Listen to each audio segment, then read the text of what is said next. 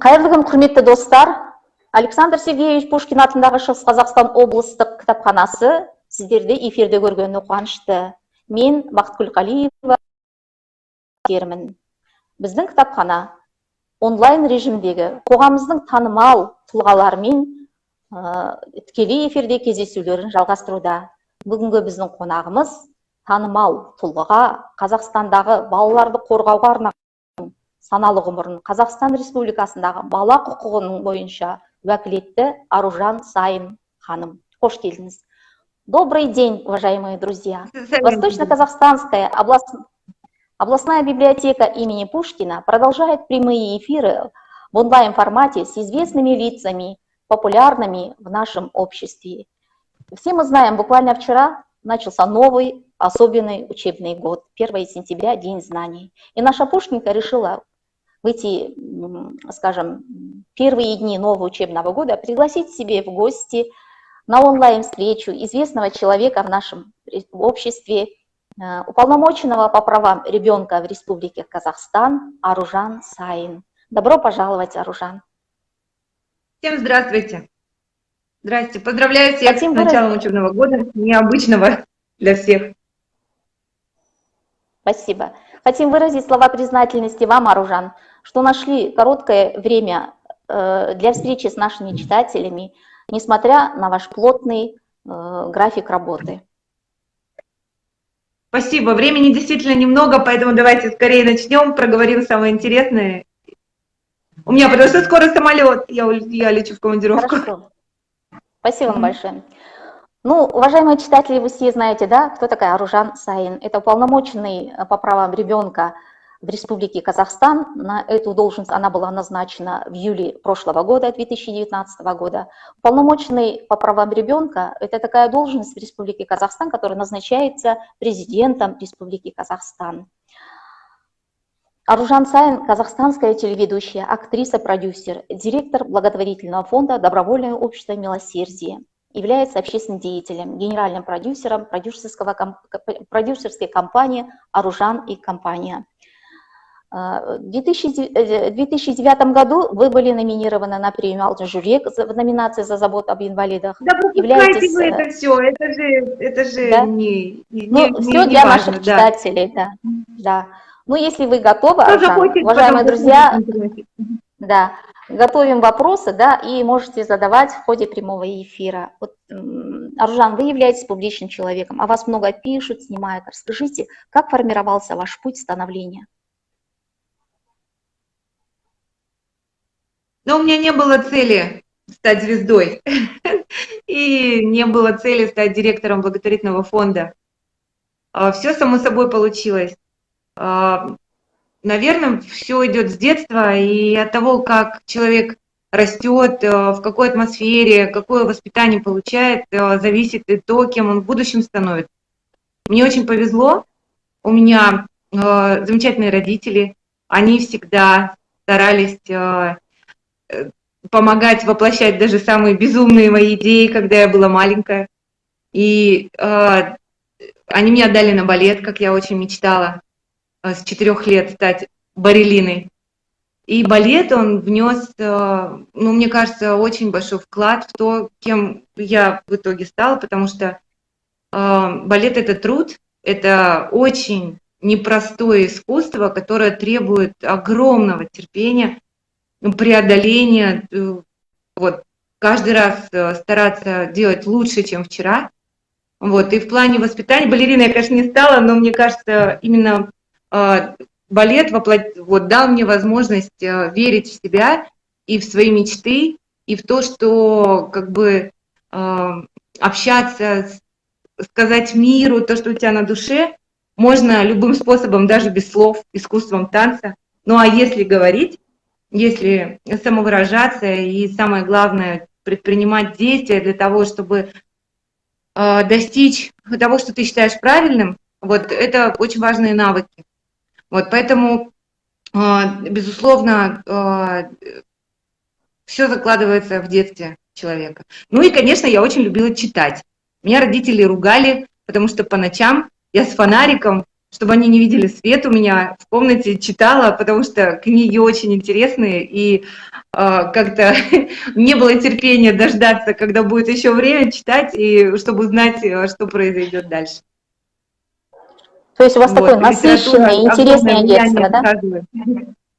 Ну, конечно, у нас тогда была другая страна, конечно, это был другой мир, мы очень хороший, того, что было доступно детям, у нас все-таки было больше возможностей.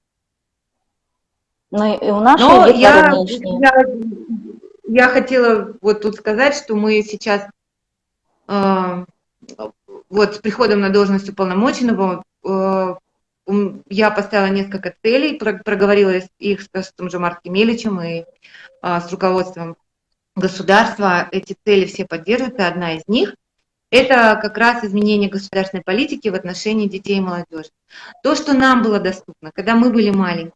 Мы ходили на любой спорт по своему выбору, мы ходили на любое искусство, мы могли пробовать и выбирать то, что нам нравится. Пошли на плавание, ой, что-то не мое, ну-ка попробую я себя в шахматах, а попробую я себя в танцах или там в каком-то прикладном искусстве. Нам это все было доступно, и это очень важно.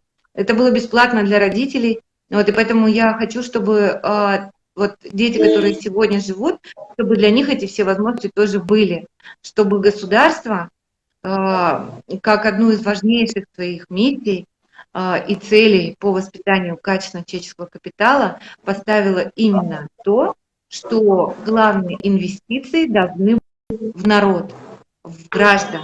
А чтобы человеческий капитал страны был качественным, нужно, чтобы он получил самые лучшие возможности в образовании, в воспитании.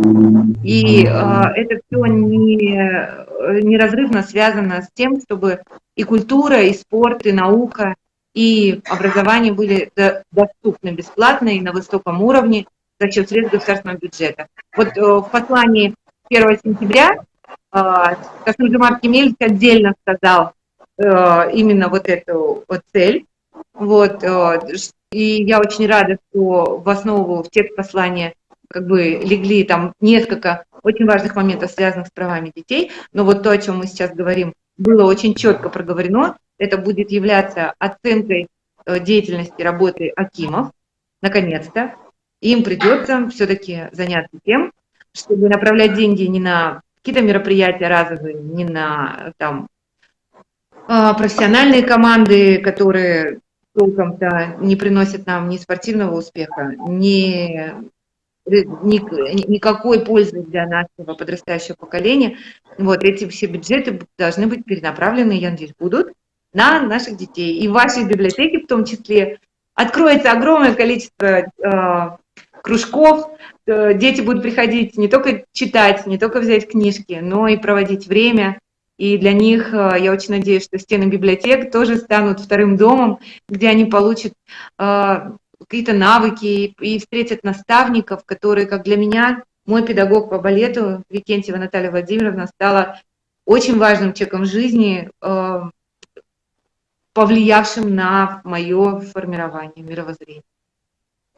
Безусловно, вы правы, потому что доступность и шаговой доступности для всех детей, да, и бесплатно, и в наше время спорт, он стал дорогим удовольствием, честно скажем, в том числе и платные кружки. Не каждая семья может себе позволить семейный бюджет даже, ведь поэтому то, что в послании президента самого главного, да, и это озвучено, и дай бог, чтобы в дальнейшем оно было реализовано в нашей жизни. Мы рады, очень рады, потому что не на каждом послании, наверное, массовый спорт, доступность кружков и секций для детей бесплатная, да, это как основной как бы критерий сделали бы в работе, в рейтинге акимов, да. Спасибо за такое актуальное, наверное, поднятие насущной проблемы нашего общества. Вообще говоря о вашей деятельности, да, ваша работа зачастую касается и такими проблемами нашего общества, как борьбы с насилием в отношении детей. Аружан, вы знаете, буквально позавчера в Восточном Казахстане был страшный случай, это горе для родителей, потому что 29-го мальчик потерялся, Эдуард, в городе, в поселке Зубовка, Зубовска, Алтайского района, да, и через буквально день, через сутки его нашли мертвым со множественными ножевыми ранениями. И буквально органы полиции, который это совершил, это ненормальный психический человек, который нуждается, наверное, и в изоляции, и в лечении, да. И такие случаи не единичны. Буквально вчера по интернету, которая бросила своего новорожденного ребенка в Караганди в мусорную свалку, да, и дали штраф 5000 тенге. То есть нам всем кажется что-то, и мы хотели бы, чтобы вы на таком уровне, да, решали такие вопросы, как необходимо что-то менять на законодательном уровне, да.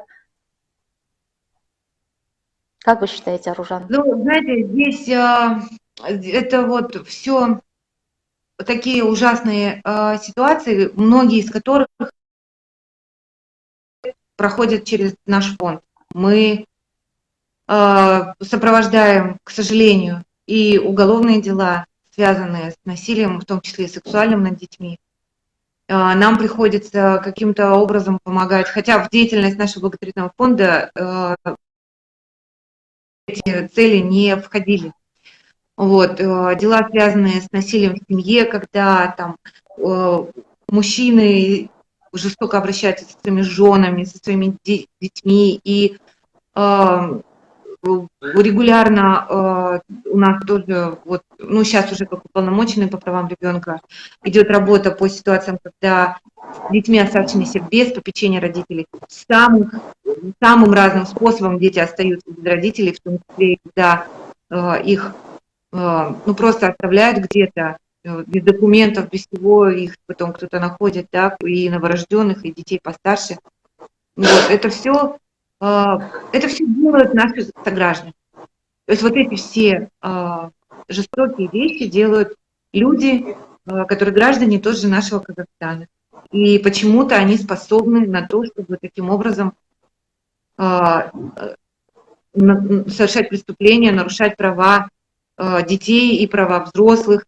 И вот эти вот не менее ужасные вещи по обращению с животными, это показатель того, что, к сожалению, у нас общая атмосфера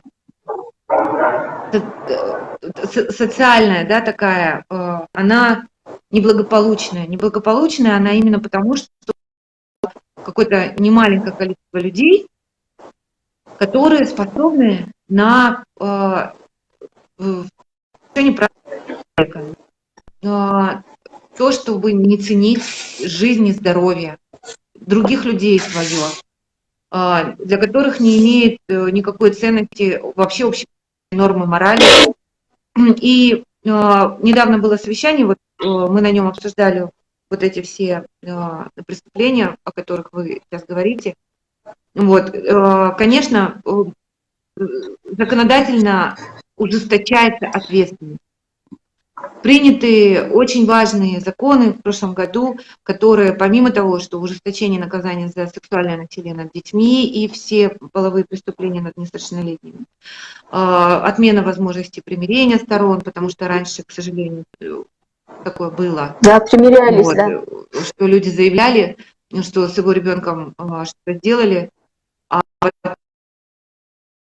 или ну, им угрожали, может быть, где-то как-то, может быть, подкупали чем-то, и люди забирали заявления, и должной ответственности за преступления, связанные с детьми, люди не несли. Вот, у нас принят закон, в котором теперь имеется уголовная ответственность для сотрудников системы образования, здравоохранения и соцзащиты за недонесение о том, что над ребенком, возможно, совершаются какие-то преступления. И что? Имеется в виду, когда идет по истечении какого-то времени. Повторите, пожалуйста. Имеется в виду, вот, когда преступления носят системный характер, по истечении нескольких лет, как было в Сарагаче, помните? Вот этот случай, когда по истечении некоторого времени, да, ребенок подвергался сексуальному насилию в таком плане. Ну, здесь, видите, здесь это могли заметить и педагоги, допустим, да? Вот Слышно меня? Да, Да, слышно. если ребенок приходит в школу, и он подавлен, у него падает, падают оценки, да, обучаемость, он хуже начинает учиться, он боится чего-то. Это всегда внешне можно определить.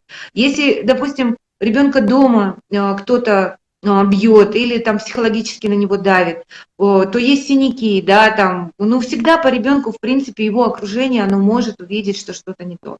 Если ребенок поступает в больницу с какими-то травмами, то у нас тоже были такие ситуации, когда эти травмы нанесены кем-то к семье или в окружении ребенка, то и школа, и медицинское учреждение, образовательное учреждение, они должны вызвать полицию. Они должны сообщить о том, или, как минимум, если это не травмы, как бы такие явные, то сообщить руководству школы или медицинского Психологу, да? учреждения. Должны быть приглашены органы опеки, должны выяснять, что происходит. И вот, к счастью, выявление вот такого рода ну, как бы насилия над детьми, особенно в семье, которое происходит, оно вот из-за принятия вот этого закона о уголовной ответственности сотрудников образования и здравоохранения за недонесение преступлений или, возможно, нарушение прав ребенка, оно привело к тому, что стало больше выявляться. Но помните, в прошлом году в Туркестанской области школа, где было 3 девочки, их воспитывала мачеха, и вот у них были постоянно ссадины, царапины, даже под ногтями, вот эти вот всякие следы пыток, можно сказать. Вот, тогда же школа сообщила в полицию. Эту женщину привлекли к ответственности, а она отбывает наказание. Но дети сейчас защищены, они не подвергают. То есть здесь неравнодушно. И когда люди, даже есть и когда люди, даже когда нет такого закона, они внимательны к детям, и к чужим детям, тогда у детей, конечно, больше шансов избежать того, что с ними будут так бесчеловечно поступать. Вот, поэтому помимо того, что нужно усилять ответственность, нужно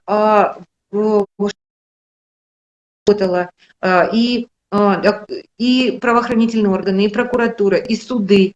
Помимо этого, у нас, кстати, вот мы тоже это обсуждали, нам необходимо создание кризисных центров. Они есть, но они есть не везде, куда, допустим, может, если там ее избивает муж, издевается над детьми, и найти крышу над головой, юридическую защиту. Вот, помимо вот этих всех мер, нам необходимо сделать самое главное. Это исключить причину, работать с причинами того, почему такое количество преступлений и вообще эти преступления происходят. А происходят они потому, что огромное количество безнравственных людей, склонных к нарушению закона, к преступлениям, невоспитанных, людей с низкими моральными качествами. А почему они такие стали? Потому что у нас в стране нет системы, которая бы помогала через индивидуальные таланты, способности человека воспитать в нем самые важные качества.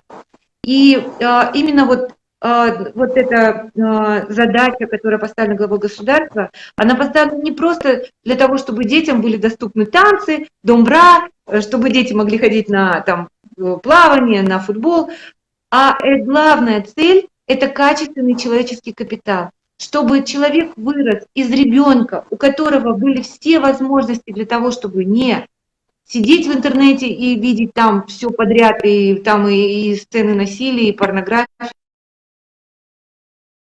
вот эта информация доступна, не проводили время на улице и как бы не подключались к уличным, так скажем, ну, вот этому буллингу, да, когда дети самоутверждаются через унижение других детей, да, вот, чтобы дети были заняты хорошим, важным делом, которое их развивает. И тогда они вырастут и станут взрослыми, которые будут более культурными, более воспитанными, они будут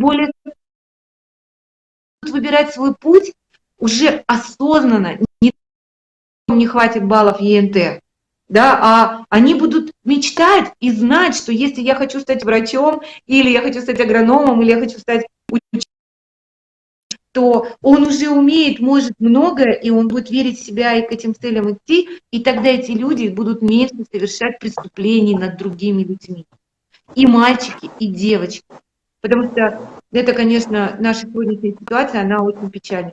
Мы вот на недавнем, на прошлой неделе совещании в АП, когда обсуждали этот вопрос, я приводила цифры. Если мы возьмем страны, где самый низкий уровень преступности, ну такие страны есть, их немало, то и мы проведем прям параллель между исследованиями по тому, сколько денег тратят какие страны на образование, то мы увидим, что страны, которые тратят больше всего денег на образование детей, а образование там, вот по странам ОСР, это не только школа, это школа, спорт, арт, то есть искусство, культура, спорт и науки. Чем больше страна тратит на образование, тем ниже там уровень преступности. Люксембург, допустим, Маленькая страна, да. Там 19 800 долларов в год тратится на ребенка. Это государственные бюджетные деньги. Из них частные инвестиции составляют всего 0,3-0,1%.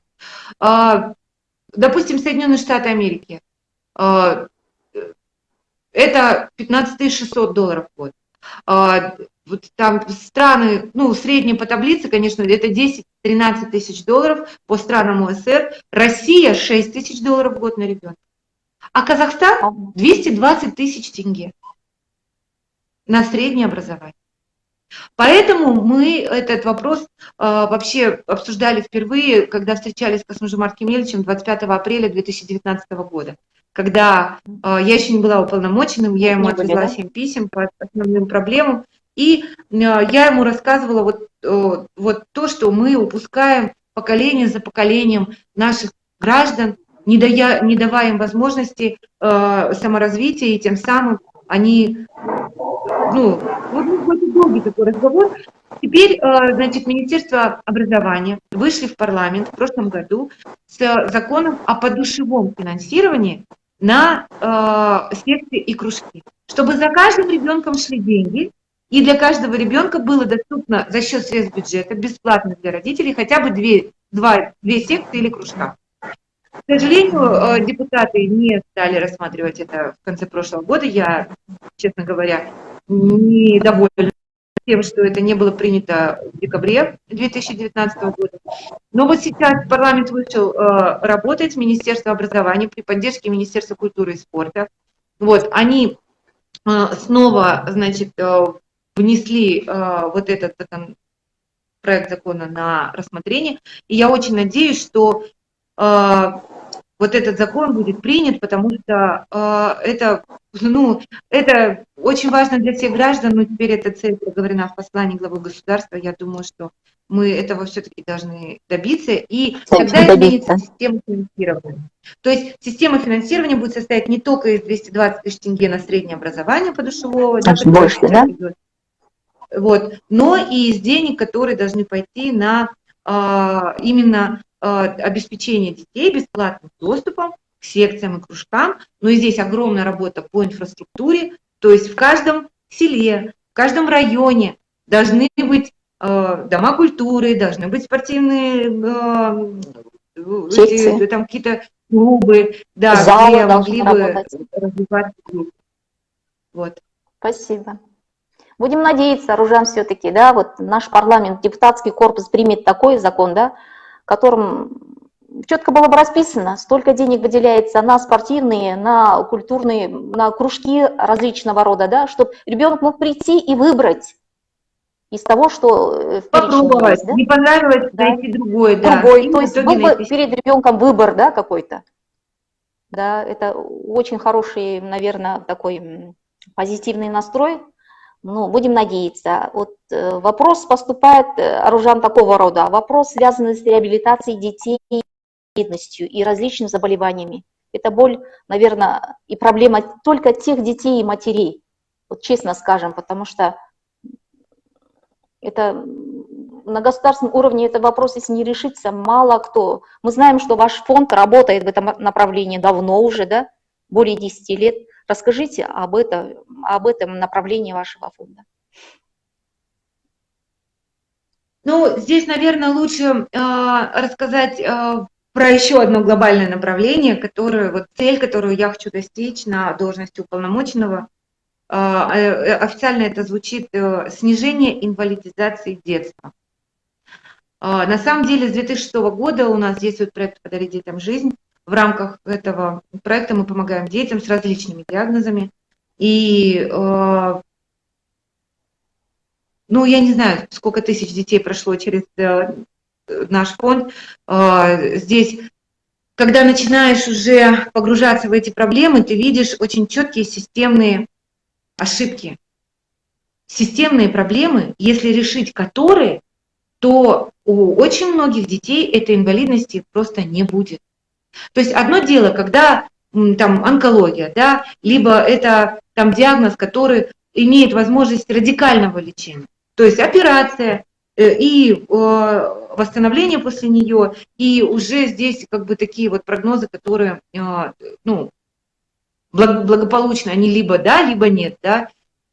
Но в отношении детей, допустим, с детским церебральным параличом, дети с аутизмом, дети с нарушениями слуха, зрения, это, к сожалению, зачастую в запущенном особенно состоянии эти вопросы так кардинально не решить. Но нет волшебных таблеток или волшебных операций, которые можно ребенку сделать, заплатить один раз, и ребенок станет здоровым. Ребенок выздоровел. У меня брат, он инвалид детства, у него аутизм. Я знаю про то, как живут семьи и дети с инвалидностью не понаслышке. Мы все прошли на собственной шкуре, мы где только не были, мы что только не делали. Мы, в принципе, как бы сейчас он уже взрослый, ему 34 года, ну, аутизм считается не как бы излечимым таким диагнозом.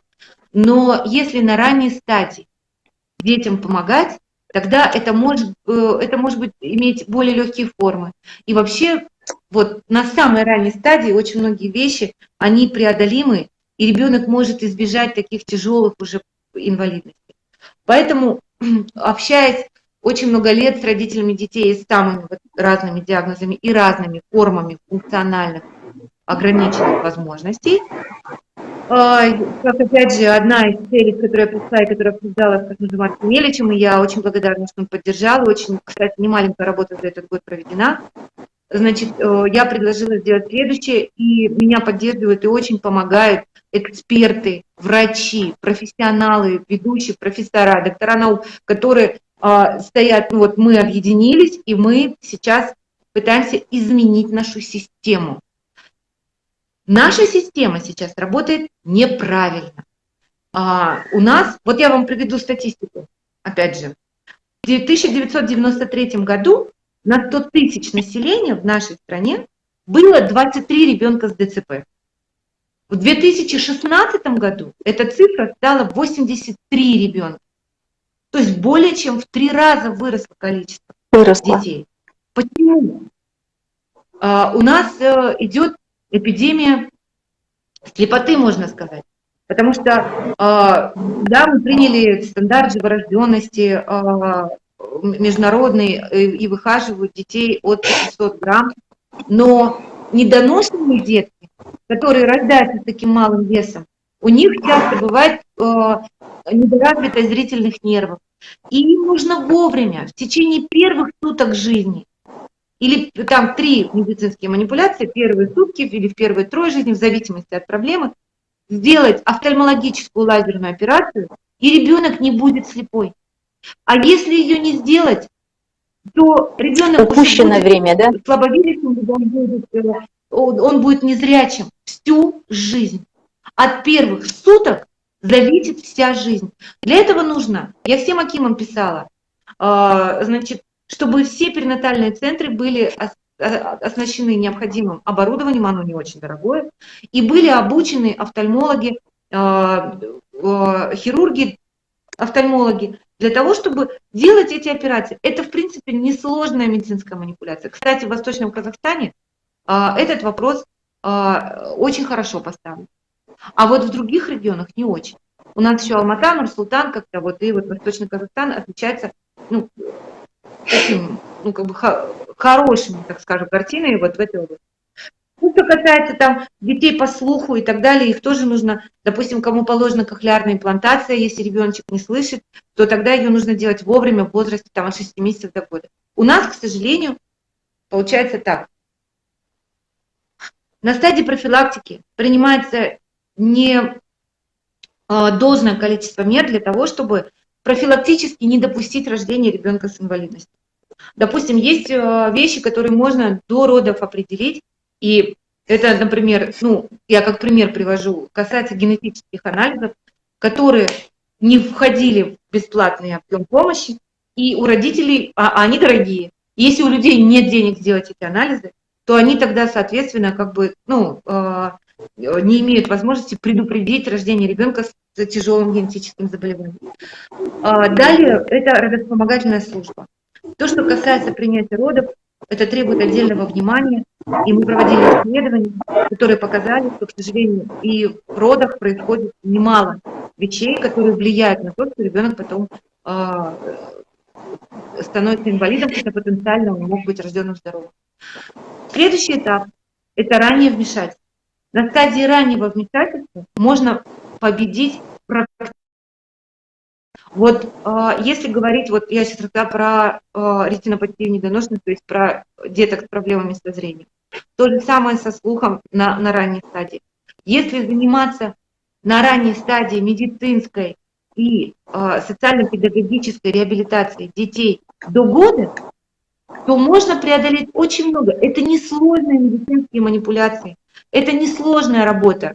Это ЛКК, это медикаментозная помощь, это физиолечение, это там в ряде случаев массаж. В необходимом объеме ребенок должен получать, и тогда компенсаторные возможности головного мозга, они могут взять на себя функции поврежденной части, и никто, ну, и ребенок будет развиваться абсолютно нормально и будет потом всю жизнь жить полноценной жизнью.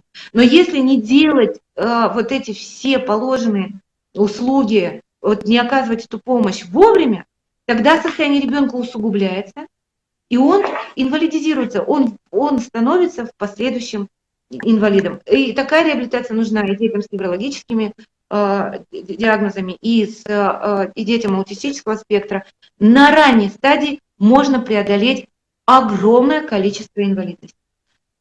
И, собственно говоря, та реабилитация, которая нужна уже после стадии раннего вмешательства, которая в Казахстане также отсутствует. То есть раннего вмешательства нет, и нет реабилитации, которая должна... Ну вот представляете, если люди со своими детками стоят в очереди в реабилитационный центр в Албулак, в Алмату или в Астанинский реабилитационный центр годами. Годами. Потому что там огромная очередь, и от того, что ребенок в этот центр попал один раз в 3 года, никакого толка для этого ребенка, для его здоровья не будет. Потому что если ребенку положена реабилитация там 6 раз в год, он должен ее получить. Если положено 3 раза в год, он должен ее получать. И тогда от этого будет смысл и, самое главное, результат. Поэтому мы вышли с вот этой программой для того, чтобы отладить вот эту всю систему, наладить межведомственное взаимодействие. Это очень важно. Потому что сейчас вот этими вопросами наших детей, именно по профилактике, раннему вмешательству, реабилитации и так далее, занимаются 3 ведомства. Это здравоохранение, социальное, соцзащита и образование. У здравоохранения свои бюджеты на реабилитационные центры и так далее. У соцзащиты свои бюджеты на эти цели. И даже есть у образования, потому что там коррекционные кабинеты и так далее. Но в итоге как бы дети, они не имеют комплекса всего вот этих необходимых услуг. Поэтому у нас была проведена огромная работа, и там тоже есть сопротивление, конечно, потому что все привыкли работать по-старому, по-новому никто работать не хочет, хотя весь мир, уже цивилизованный мир, применяет все инструменты Это, ну, я не знаю, может, не всем зрителям будет понятно, есть такой документ Всемирной организации здравоохранения, который называется «Международная классификация функциональных возможностей человека». Есть такой документ, как «Шкала глобальных моторных функций» и так далее, которые как раз-таки разработаны для того, чтобы государства брали и, внедряя, как раз обеспечивая межведомственное взаимодействие, в зависимости от личных, индивидуальных потребностей, особенностей человека, потому что все люди разные, во-первых, но инвалидности, они тоже разные. Есть детки с ДЦП, есть нарушения. Ну, в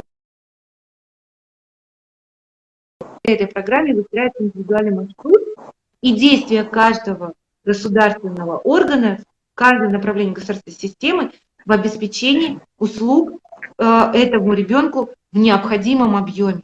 Вот если все это сделать правильно, тогда мы, я уверена, сможем снизить, ну, как минимум, вот я, конечно, не могу заявлять так смело, но по тем исследованиям, которые мы проводили, мы сможем снизить в 2 раза количество детей-инвалидов. А это, соответственно, и взрослых в последующем. Это, знаете, как вот из серии, как бы, это будет экономить не только ресурсы семьи, не только влиять на качество жизни, и вообще на жизнь человека, который может жить полноценно, а из-за отсутствия правильной системы он этой возможности лишился.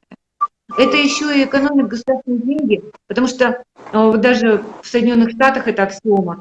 Вложенный вовремя доллар экономит миллионы в будущем. То есть здесь как бы очень важный системный государственный вопрос, который мы хотим решить. Мы работали над дорожной картой. Вообще дорожных карт миллионы, они все какие-то, в основном, кстати, не реализуемые на практике. Вот. Была разработана вот эта комплексная дорожная карта по снижению инвалидизации детей, которая была в августе месяце. Я очень благодарна премьер-министру, подписанной. Вот. И сейчас идет подготовительная работа по тому, как она будет реализовываться с 2021 года. Это колоссальная работа должна быть проведена, и я рассчитываю на то, что в каждом министерстве и ведомстве, которое задействовано на местах, которые будут ее исполнять, будут работать неравнодушные люди. Вот, потому что мне часто приходится сталкиваться с тем, что люди, ну, во-первых, не хотят разбираться, вникать в суть. Если у человека нет своего ребенка или родственника, да, как бы, который особенно не живет с этими проблемами, там ситуация иногда просто невозможно. Во-вторых, люди думают, что они временные, что они пришли на эту должность, сейчас что-то от них это уполномоченное хочет, что-то все время пишет, звонит, требует, формальные ответы не принимает, да что же это такое, я тут сейчас посижу, потом меня куда-нибудь переведут, и это останется чья-то другая проблема. Я уже как бы, ну, извиняюсь, конечно, перед государственными служащими, потому что есть и очень ответственные люди, но есть и такие. И я уже открыто говорю, что если мы не будем находить реальных действий, адекватных действий и вот такого настроя добиваться результата, тогда мне придется ставить вопросы о соответствии этих людей занимаемым должностям, потому что, ну, если человек не хочет делать работу, ты же не можешь его заставить, тогда пусть придет другой человек, который будет эту делать работу правильно. Это важно. Ну вот, короче, к сожалению, я понимаю, что те дети, которые сейчас нуждаются в этих услугах, прямо сейчас, им, наверное, вот прямо сейчас это сложно организовать и решить эти вопросы, хотя все в руках органов местных исполнительных властей. Каждый аким без указания президента, без указания министра может просто взять и открыть реабилитационные центры, организовать центры раннего вмешательства, провести работу по своим роддомам, спросить у врачей, у специалистов, педагогов, что вам нужно для того, чтобы помогать хорошо детям, или отладить эту работу в своем регионе. Но почему-то эту работу в полномасштабном и на должном уровне, так как это нужно, ни один регион пока не делает. Хотя они могут, власть у них есть деньги, есть депутаты, маслихаты, которые утверждают бюджеты. Вот, допустим, сейчас будут выборы депутатов маслихаты, я гражданам прямо предлагаю требовать следующее. Если маслихаты будут принимать бюджеты без учета расходов на то, что нужно детям, в том числе и детям инвалидов, нашим детям с ограниченными возможностями, больным деткам, и по всем направлениям жизни наших детей. Спрашивайте с депутатов, спрашивайте с них, ставьте вопрос о том, чтобы их снимали, убирали с этого маслихата. Зачем они там сидят? Вот это все огромное должно быть участие гражданского общества. Один уполномоченный ничего не сможет. И министр один не сможет, и даже не сможет один президент. Это мы должны все понимать как свою собственную работу. Вот, поэтому я вот надеюсь, что мне удастся все-таки хотя бы сдвинуть в положительную сторону все вот эти процессы, потому что моему брату уже не поможешь. Тем детям, у которых упущено время, и которые живут с этими упущенными возможностями, с этими ограниченными возможностями, к сожалению, уже тоже помочь невозможно, и нужно, конечно, создавать все для того, чтобы облегчить и вот максимально социализировать наших ребят. Но те дети, которые еще маленькие и которые родятся завтра, вот у них может быть им-то помочь можно. Да, и мы должны сделать все для этого. Спасибо, Аружан, за такой содержательный ответ. А вы сами не задумывались использовать ваши знания, опыт, да, на работе государственной службы или же стать депутатом? Как известно, сейчас по всей стране сейчас идут внутрипартийные. Не надо. Нет, я вообще беспартийный человек. Я не принадлежу никакой партии. Я вообще считаю, что люди не должны разделяться. Вот как, знаете, вокруг нашего фонда объединяются люди. Ну вот, допустим, с 2006 года через фонд только «Подари жизнь», да, оказана помощь на 1920 с чем-то деткам. Оплачено лечение. Люди, это пожертвование граждан, это пожертвование народа. Заметьте, не бюджетные деньги, да, Аружан? Это ни копейки бюджетных денег, это все бизнес и простой народ. Спонсорская помощь, да? И этот народ объединяется ради спасения детей, которых они не знают, о которых мы рассказали через наш сайт, там, через социальные сети. Эти люди разных религиозных вероисповеданий. Это люди разных политических взглядов, разных национальностей, говорящих на разных языках. И вот это высшие ценности, да, которые объединяют людей, невзирая ни на что. Поэтому я не вступаю ни в какие партии, потому что я считаю, что это, ну, как бы мы все разные, но у нас у всех одни ценности, раз. Во-вторых, ну, государственная служба, конечно, совсем не для меня, я вообще не формата государственной службы, человек не чиновник. Должность уполномоченного, она общественная. И я не хотела, конечно, на нее приходить, но вот по приглашению Касым-Жомарта Кемелевича, знаете, это просто, да, это сложно, нет аппарата, нет штата, нет даже зарплаты, нету ничего, но есть возможность изменить ситуацию. Она действительно дает полномочия. И я очень хочу воспользоваться этим для того, чтобы все те проблемы, которые мы чтобы повлиять на их положительные решения. Вот. Но я думаю, что на госслужбу может прийти огромное количество горящих, очень патриотичных людей.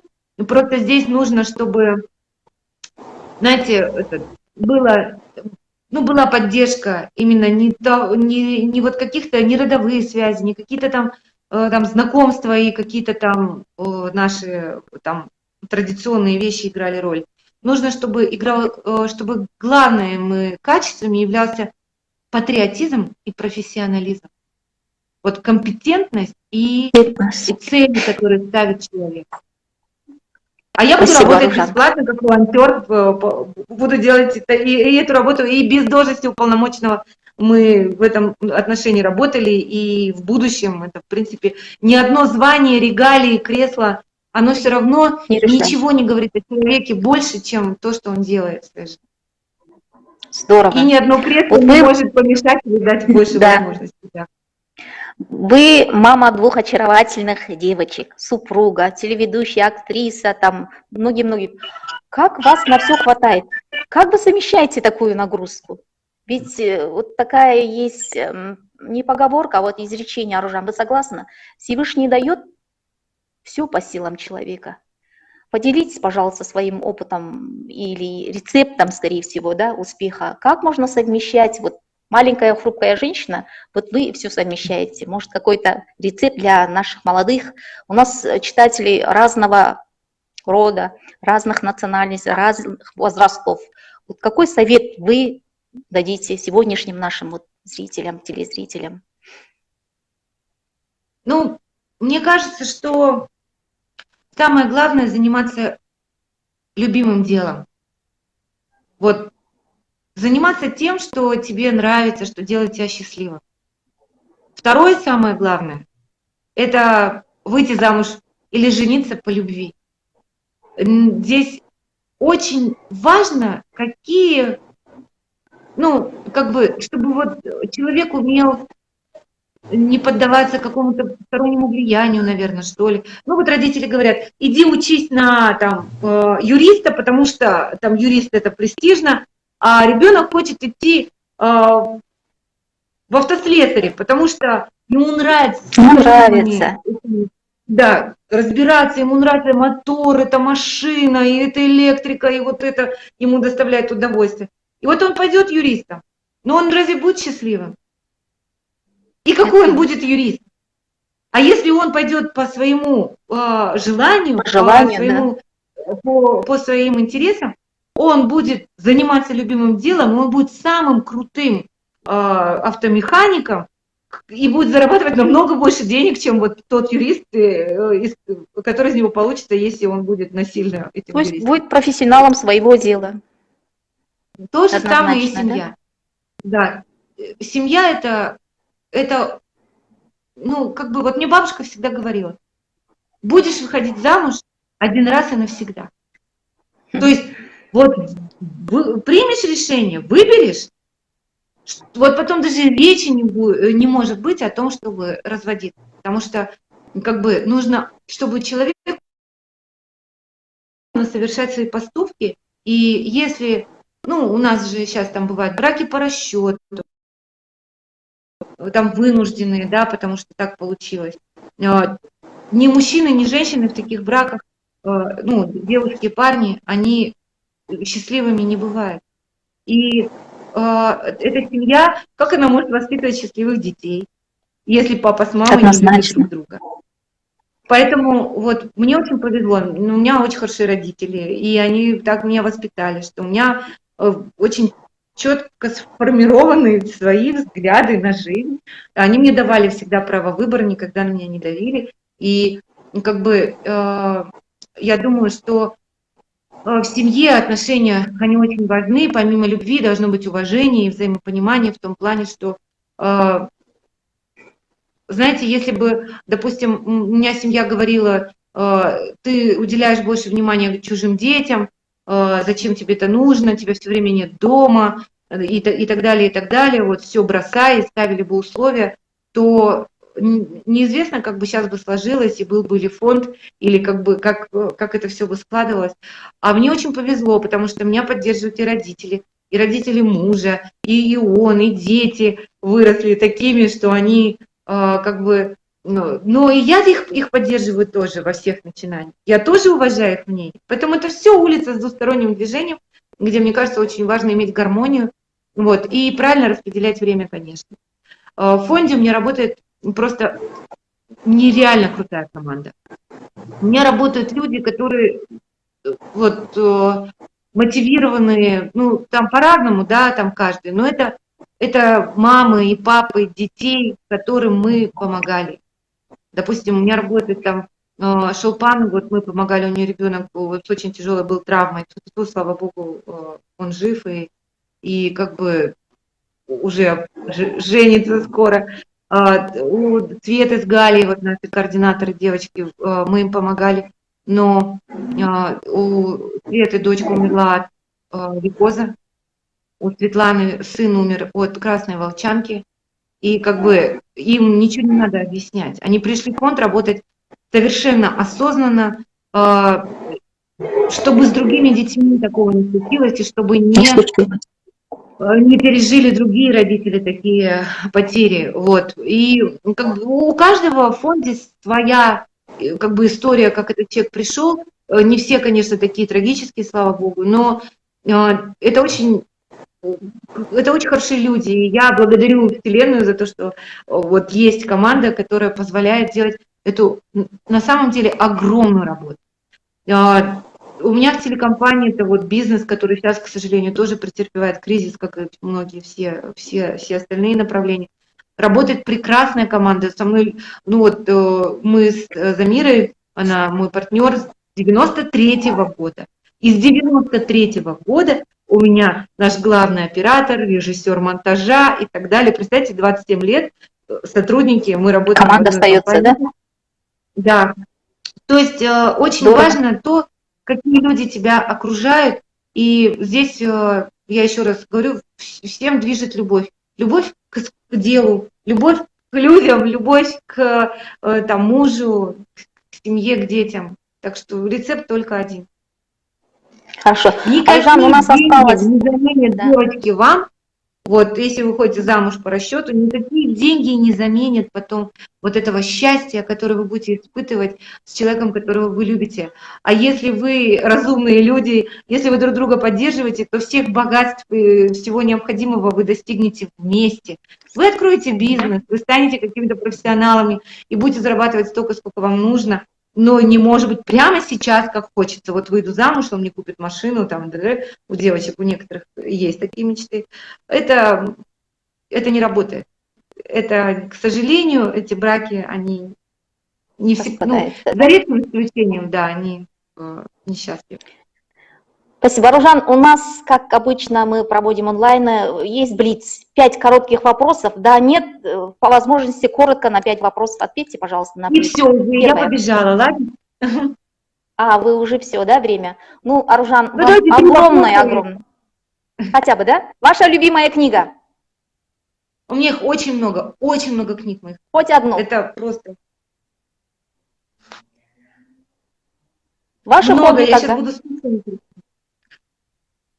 Хобби – это шить. Я шью детям, например, балетные пачки, костюмы, вот расшиваю их всякими. Ну, в общем, это вот мое хобби, да. Классно. Часто цитируемая вами любимая цитата? Цитата, она из Сингапура, она расположена на многих их образовательных учреждениях. Creating tomorrow starts today. Создание будущего начинается сегодня. Здорово. Верите вы в любовь? Верите, конечно. Да? Ваша мечта? Ну, я про некоторые мечты рассказала сегодня. Моя мечта жить в Казахстане, и чтобы здесь была страна, в которой все стремились жить со всего мира.